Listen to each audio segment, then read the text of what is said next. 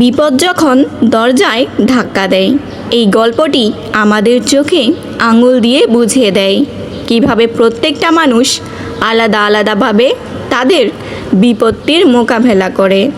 এক বাবা একটি ডিম, একটি আলু এবং কিছু চা পাতা তিনটি পৃথক পাত্রের মধ্যে ফুটন্ত জলে রেখেছিলেন। তিনি তার ছেলেকে 10 মিনিটের জন্য পাতাগুলোর উপর নজর রাখতে বলেছিলেন ও এই 10 মিনিট শেষে তিনি ছেলেকে আলুর খোসা ছাড়াতে এবং ডিমের খোসা ছাড়তে এবং চা পাতাগুলো ছেঁকে নিতে নিলেন। ছেলেটি অবাক হয়ে গেল। তার বাবা ব্যাখ্যা করে বলেছেন যে জিনিসগুলো প্রত্যেকটি উষ্ণ জলের পাত্রের মধ্যে একই অবস্থায় রাখা হয়েছিল, কিন্তু তারা কিভাবে ভিন্নভাবে প্রতিক্রিয়া করেছে সেটি লক্ষণীয়।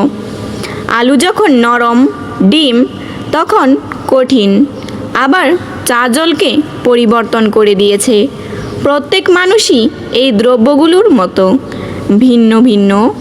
যখন বিপত্তি আসে আমরা ঠিক আমাদের মতো করেই প্রতিক্রিয়া জানাই। নীতিকথা: কঠিন পরিস্থিতিতে কিভাবে প্রতিক্রিয়া করব সেটা আমরাই বেছে নিতে পারি না।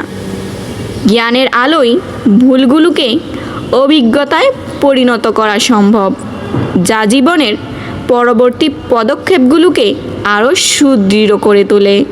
জীবনে সফল হতে চাইলে শুধু ডিগ্রি নয়, শিক্ষার আসল অর্থটা বোঝা অত্যন্ত জরুরি।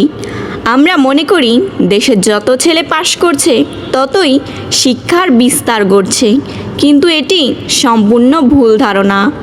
শিক্ষিত হওয়া আর শুধু সার্টিফিকেট অর্জন করা এক কথা নয়। শিক্ষা শুধু ভালো রেজাল্ট পাওয়ার জন্য নয়।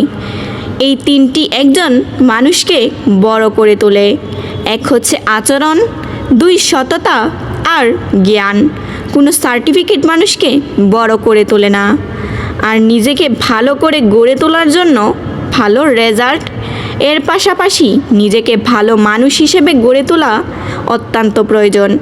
একজন শিক্ষিত মানুষ বই মুখস্থ করে না, সে জীবনকে বুঝে চলতে শেখায়। শিক্ষা মানে শুধু পুঁথিগত শিক্ষা আসল নয়।